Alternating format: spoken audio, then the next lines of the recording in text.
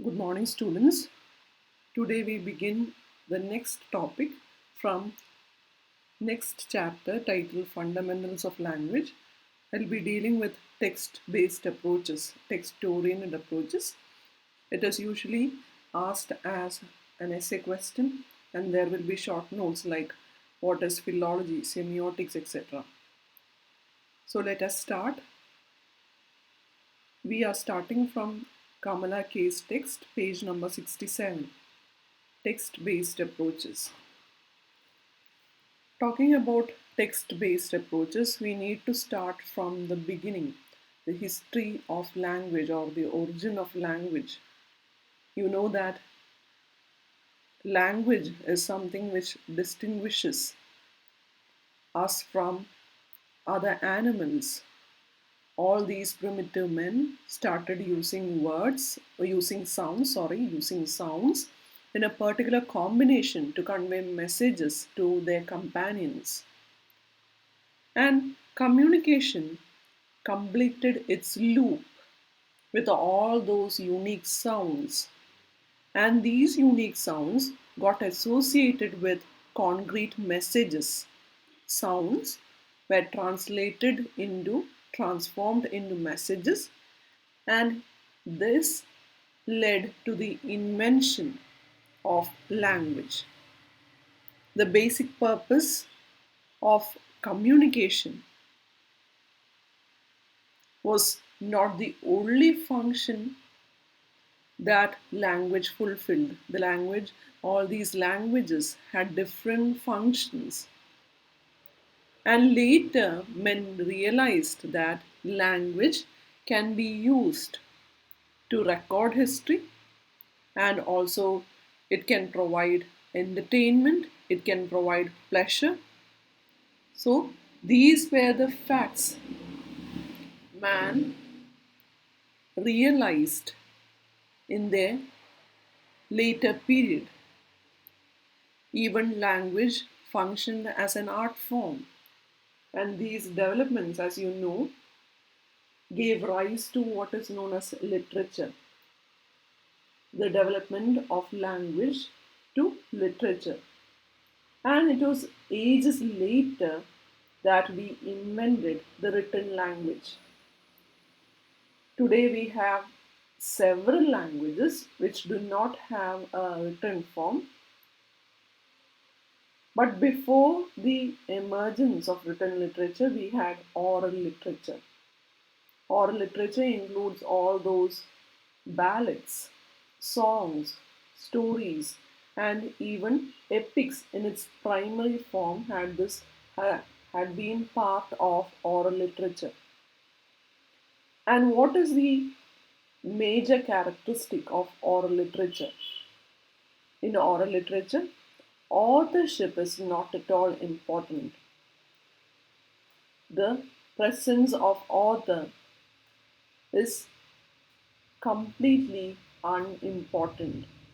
It is something like all these songs, all these stories, they were carried down over generations, from one generation to another, in the form of songs, ballads. And it was with the arrival of printing press in Europe, we had these publications of books which led to the emergence of written literature. Written literature started flourishing with the invention of printing press. And availability of all those cheap books started getting printed. Later it was only all those manuscript books which was written manually. Now all these books were available even to the common people. And then this reading public, there is something like an increase in reading public. There was larger readership for these cheap books. And as you know, when you studied history of English literature, you know what happened with the arrival of Renaissance. There were a great deal of literary output during this period. And here onwards, we see that the concept of authorship began gaining more attention. They gained more popularity. The concept of authorship, the importance of author increased during this Renaissance period. And talking about criticism which developed during this period, during this Renaissance age, gave a lot of focus to the author. And all these biased critics who had bias to certain authors, they wrote good about some people, while all those critics who had some enmity to some authors, they started a kind of an assassination of their works.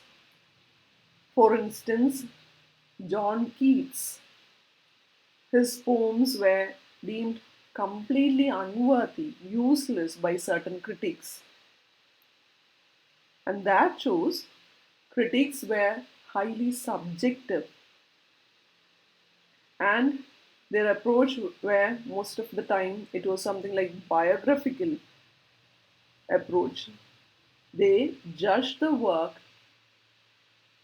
by judging the nature of the author. They equated the nature of the author with the work.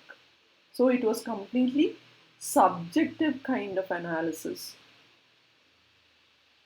The biography of the author, history, and culture, in addition to his own to the personality of the author, they were all taken into consideration by these critics. And criticism started taking a new turn with the arrival of modernism. All those modernist critics, formalists, and new critics, they were the ones who placed focus on the text rather than the author for objective study. Here, we started focusing on this text, and we had, for the first time, we had an objective study. All those biography of the author, history, culture of that age are completely disregarded.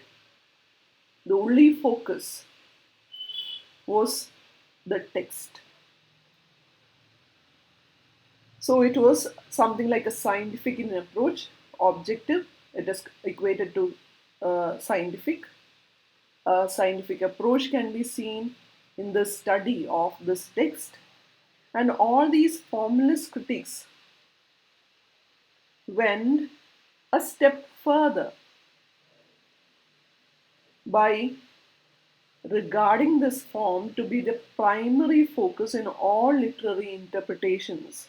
They used these terms like foregrounding, backgrounding, defamiliarization to point out how the form of the text alone can be so important. They focused on the form of the text, structure of the text. So, all critical approaches to literature since the modern critics, I stress on the point, since the arrival of modernism, they are textual in nature. We have structuralism, which came along with the principles of linguistics proposed by Ferdinand de Saussure. They made text as the only focus of criticism. We have Roland Barthes, who published this essay titled Death of Author. And this essay articulates, states that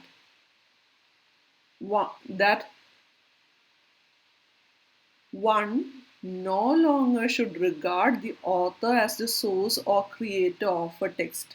The author with the the author, after his writing, when it becomes a print and when it goes to the reading public, he has no role at all. He is just a creator.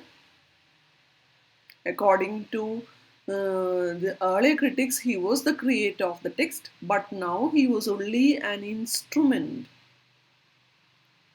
He is only an instrument, and the focus should shift to the reader. The author's role completely ends with the completion of the text, and focus should be on the reader.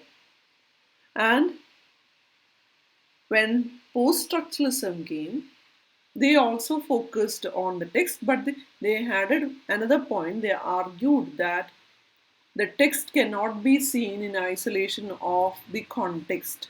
Context is also should be taken into consideration. And then we have reader response theories. It focused as the it indicates it focused on the reaction of the reader. The focus shifted back and forth during the course of various ages. So all these theories, we see the focus shifting. First, you have the focus on the author. Then we have the focus on the text, that is text-based approaches. And then reader-oriented approaches, the focus is on the reader. So all these text-oriented approaches, as I said earlier, it completely focused on the text. And how do you define a text? A text can be defined as anything one can read. Anything one can read can be defined as a text. And in recent times, it is used in a neutral sense in order to avoid categorization. So there are different categories of text, like literary text, non-literary, novel, drama, poetry. So here text is something which is used in a neutral sense and which encompasses all these things, all these categories. And it is said that usually the terms literature, literary work, and text are interchangeable. And Roland Barthes, in his work Image, Music, Text, he imparts that text had replaced work in common usage. The focus of study is always text. The word work is replaced by text. And here he makes a distinction between the two.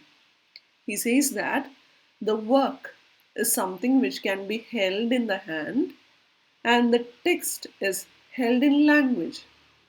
It only exists in the movement of a language. Here, he's trying to point out that text is something like a linguistic structure which contains all those signs, which tries to convey meaning, which allows the reader to have all those interpretations. Whereas work is a whole creation. It is something like which can be physically brought like a book, physically bought like a book. Essentially, therefore, this text is immaterial while the work is concrete. Work is something which can be held in hand. It is a whole creation. It is something like a book and it is something like a concrete presence there. While text, it is the linguistic structure. It is held in language. It contains all those signs which tries to convey meanings and allows the reader to have all those interpretations. All these text-oriented approaches, therefore, give primary focus to the text and provide the critic all those tools of analysis that can be considered as text-based approach. Therefore, a text-based approach or a text-oriented approach focus on the form, literary devices, structure and meaning of a text. Here, the thing under study is text. The text is something which is under scrutiny, under study, and not anything else. You will not study the background, history, culture, biography of the author, anything at all. You won't study any of these things. Your focus will only be on the text, all those forms, structure, literary devices, meanings, etc. So, this is just an introduction to text based approaches. In this lecture, I was actually talking about the origin of language. First, it was only sounds, and then it became meaningful units. It became language. It turned into, it had this different functions, and one of these functions include this his nature as an art form, literature, the emergence of literature from language. Then we have oral literature. Oral literature, the focus is on the transmission of messages. There, the author is not important. Later, author became important. During the Renaissance period, there were a lot of literary output, and all those authors came into limelight. Later, we have modern critics where they took this, there was this shift from author to the text. In the next class, we will be starting with all those text-based approaches, starting from philology. Hope it is clear. Please read page number 67, 68 and 69 in Kamala K. Thank you girls. Have a nice day.